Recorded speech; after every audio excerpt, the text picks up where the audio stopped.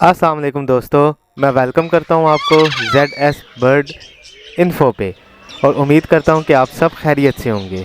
दोस्तों, आज का जो मेरा टॉपिक है वो ये है कि हम अपने घरों में बगैर किसी मेहनत के मुर्गियां और चकोर कैसे रख सकते हैं।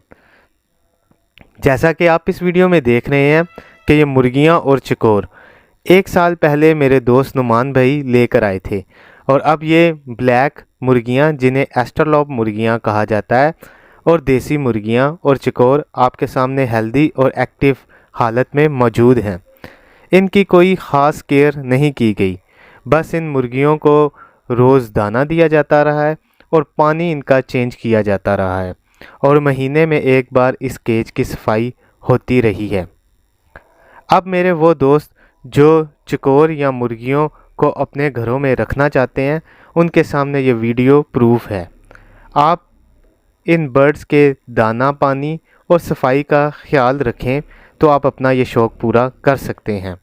और हाँ, ये एस्ट्रोलॉब मुर्गियाँ और देसी मुर्गियाँ अंडे भी दे रही हैं। ये बात अभी नुमान भाई ने मुझसे शेयर की है। उम्मीद करता हूँ कि आपको ये मेरी वीडियो पसंद आई होगी और ज़्यादा वीडियोस देखने के लिए मेरे चैनल को लाइक करें, सब्सक्राइब करें और ज़्यादा से ज़्यादा शेयर करें। शुक्रिया।